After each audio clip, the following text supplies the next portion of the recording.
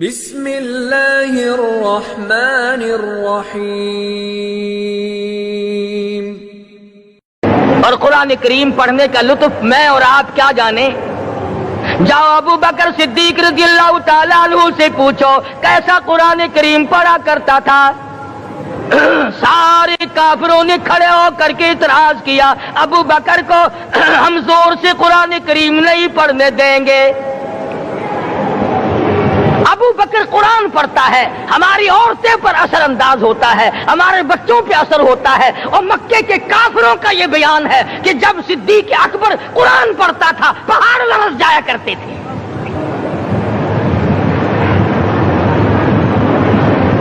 صدیق سے قرآن پڑھنا سیکھو۔ فاروق اعظم نے اسی قرآن کریم کے ذریعے سب کچھ حاصل کیا۔ ساری رات فاروق اعظم قرآن کریم کی تلاوت کیا کرتے تھے، ایک ایک رکعت میں پورا ختم قرآن کرتے تھے۔ آج تو یہ باتیں کہانی نظر آتی ہیں۔ صدیق اکبر سے قرآن پڑھنا سیکھو، فاروق اعظم سے قرآن کریم پڑھنا سیکھو۔ سیدنا عثمان ذی النورین رضی اللہ تعالیٰ ایک رات میں اور ایک رکعت میں پورا قرآن ختم کیا کرتے تھے۔ نبی کا دوہرا داماد عثمان ذی النورین، جس کو دیکھ کر حضور اکرم صلی اللہ علیہ وسلم فرمایا کرتے تھے او لوگوں میں عثمان سے حیا نہ کروں جس سے آسمان کے فرشتے بھی حیا کرتے ہیں، جس کا آسمان والے فرشتے بھی ادب کرتے ہیں، میں اس کا ادب نہ کروں۔ سیدنا علی مرتضی رضی اللہ تعالی عنہ ایسا قرآن کریم پڑھا کرتے تھے، سارا زمانہ شاہد ہے، سارا زمانہ گواہ ہے کہ جب وضو کرتے رنگ پیلا پڑ جاتا، مسجد میں قدم رکھتے بے ہوش ہو جاتے۔ کسی نے پوچھا امیر المومنین کیا بات ہے؟ فرمانے لگے اللہ کے دربار میں کھڑا ہونے لگا ہوں، ڈرتا ہوں کوئی بے ادبی نہ ہو جائے۔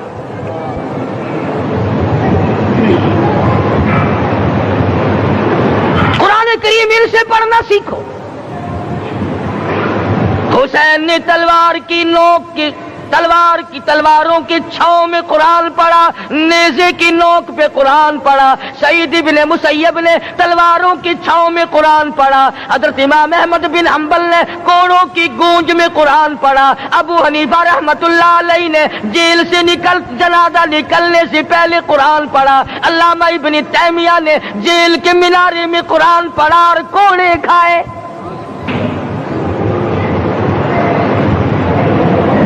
تم بھی قرآن پڑھتے ہو، جب کوئی مر جائے نا پھر قرآن پڑھتے ہیں، اور وہ بھی صحیح سالم پورا نہیں ہوتا۔ کیوں پڑھے؟ کوئی باپ مرے تیرا قرآن کریم پڑھے مولوی، کیوں؟ تیرے باپ کے نوکر ہے مولوی؟ تم خود کیوں نہیں پڑھتے؟ تمہارا خود کا تو یہ حال ہے کہ جن کپڑوں میں باپ نے دم توڑا، جن کپڑوں میں ماں نے دم توڑا، جن کپڑوں میں گھر والی نے دم توڑا، جن کپڑوں میں بھائی نے دم توڑا، وہ سارے کپڑے الگ رکھتے ہو۔ ارے ظالمو، تمہیں اپنے ماں باپ کے کپڑوں سے نفرت ہے۔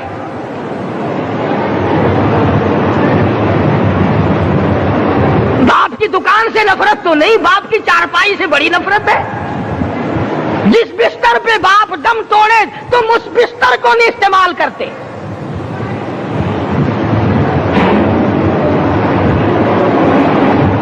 رسموں میں ڈوبے پڑے ہیں لوگ، رسمیں بنا رکھی ہیں، یوں کرنا چاہیے اور اس طرح سے کرنا چاہیے۔ لہد کے پانی سے بچو، مردے کے کپڑے سے بچو، مردے کی چارپائی سے دور رہو، فلاں چیز سے دور رہو۔ تم نے کبھی یہ بھی سوچا کہ اگر تمہارے بس کی بات ہو تم موت سے بھی دور رہ کے دکھاؤ نا؟ اور وہ تو یہ شکر ہے کہ اللہ پاک نے قانون موت کا اپنے ہاتھ میں رکھا، ورنہ یہ جتنے بڑے بڑے ہیں نا، یہ سارے کے سارے فرشتوں کو پیسے دے کر ہمیں مرواتے رہتے۔ یقین جانو سرمایہ دار اور یہ بڑے بڑے افسر سب بچے رہتے، ہمارا تختہ نکلوا دیتے۔ شکر ہے اسرائیل رشوت نہیں لیتا۔ اگر وہاں نوٹوں کے تھبے چلتے تو یقین جانو چپکے سے کان میں کہہ دیا کرتے اسرائیل کے برابر والے کا کام کر دے، میرا نہیں برابر والے کا رگڑا نکال دے۔ اللہ نے نظام اپنے ہاتھ میں رکھا پھر بھی لوگ نہیں ڈرتے۔ فرمایا تبارک الذی بیدہ الملک تمام برکتیں اس ذات کے ہاتھ میں ہے جس کا ملک میں راج ہے. وَهُوَ عَلَى كُلِّ شَيْءٍ قَدِيرٌ. ہر چیز پہ وہ قادر ہے. سمندر کا قطرہ قطرہ اس کے قبضے قدرت میں، درختوں کا ایک ایک پتا اس کے قبضے قدرت میں، زمین کا ایک ایک ذرہ رب العالمین کے قبضے قدرت میں ہے. پہاڑوں اور پتھروں کی ایک ایک کنکری اللہ کے اپنے قبضے میں ہے. موت اور زندگی کا نظام بھی اس نے اپنے قبضے میں رکھا ہے.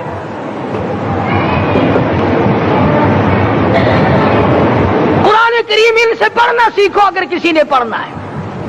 مجد الف ثانی سرہندی رحمت اللہ علیہ جب قرآن کریم پڑھا کرتے تھے تھوڑا سا پڑھتے پھر بے ہوش ہو جاتے.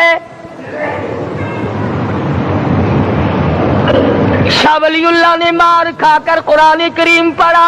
شاہ عبدالعزیز کے دونوں ہاتھوں کے انگوٹھے کھینچ کر نکال دیے گئے مگر قرآن پڑھا. مولانا شاہ اسماعیل شہید رحمت اللہ علیہ کو بالا کوٹ میں ٹکڑے کر دیے گئے مگر اللہ والے نے قرآن کی تلاوت نہ چھوڑی.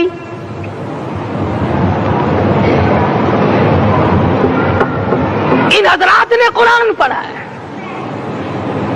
ہمیں اگر قرآن کی لذت آ جائے، قرآن کریم کا مزہ معلوم ہو جائے، حلاوت معلوم ہو جائے، ہم تمام زندگی تلاوت ہی کرتے رہیں. حضرت لاہوری رحمت اللہ علیہ رات دن تلاوت کیا کرتے تھے. ظالم افیسروں نے برف کی سلی پہ لٹا لیا اور حضرت سے کہا گیا کہ آپ اپنے مطالبے ختم نبوت سے دستبردار ہو جائیں. تو حضرت نے جواب دیا میں جان کا سودا کر چکا ہوں، ایمان کا سودا نہیں کرتا. سید عطا اللہ شاہ صاحب بخاری سب کہہ دو رحمت اللہ علیہ جیل میں ہیں. 20 سیر گندم روزانہ پیسنے کے لیے ملتی ہے. پسا ہوا آٹا انتظامیہ کے حوالے کر دیتے ہیں. حیران ہے انتظامیہ کس وقت چکی چلاتا ہے بخاری، کس وقت پیستا ہے، یہ تو قرآن پڑھتا رہتا ہے. سپرڈن جیل نے چھاپا مار کر دیکھا پچھلی رات کو قرآن کریم بیٹھا ہوا بخاری پڑھ رہا ہے، سورت یوسف کی تلاوت ہو رہی ہے، چکی خود بخود چل رہی ہے، دانے خود بخود اٹھ کر چکی میں پڑھ رہے ہیں. یہ حضرات تھے جنہوں نے قرآن مجید لذتوں کے ساتھ پڑھا. غازی علم الدین نے پھانسی کی کوٹڑی میں رات دن قرآن کی تلاوت کر کر کے حضور اکرم صلی اللہ علیہ وسلم کا روزانہ دیدار کیا. سلطان نور الدین زنگی رحمت اللہ علیہ ہر جمعرات کو پورا قرآن ختم کرتا تھا اور 1000 دفعہ درود شریف پڑھا کرتا تھا. مدنی کریم صلی اللہ علیہ وسلم کا خواب میں 12 دیدار کیا کرتا تھا. سلطان عالمگیر رحمت اللہ علیہ مغلیہ خاندان کا چشم و چراغ ہے، بادشاہ وقت ہے، قرآن مجید کا حافظ بھی تھا، مفسر بھی تھا، اور مدنی کریم صلی اللہ علیہ وسلم کی 5000 حدیث پاک عالمگیر بادشاہ کو زبانی یاد تھی. اور اتنا اچھا مسلمان آدمی تھا کہ ساری زندگی میں تہجد کی نماز قضا نہیں کی. ساری زندگی میں بادشاہ تہجد پڑھا کرتے تھے. آج تم 2 ٹکے کے آدمی تہجد نہیں پڑھتے. یہی وجہ ہے کہ ہم آج کافروں کے سامنے مرغوب ہیں، مغلوب ہیں، ان سے دبے ہوئے ہیں. کبھی اسرائیل فلسطینیوں کو مارتا ہے، کبھی لبنان کو مارتا ہے، کبھی شام پہ چڑھائی کرتا ہے. یہی وجہ ہم نے قرآن چھوڑا، اللہ پاک نے اپنی رحمت کی چادر ہمارے سر سے اتاری. قرآن کریم کی لذت ان لوگوں کو ملی جنہوں نے ہر موڑ پہ تلاوت کی. صحابہ اکرام رضوان اللہ تعالی علیہ مجمعین میں سے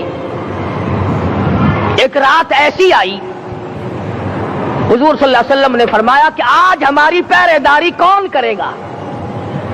2 انصاری جوان اٹھے اور وہ کہنے لگے کہ ہم کریں گے. چنانچہ حضور صلی اللہ علیہ وسلم نے ان کو پہرے دار بنا دیا.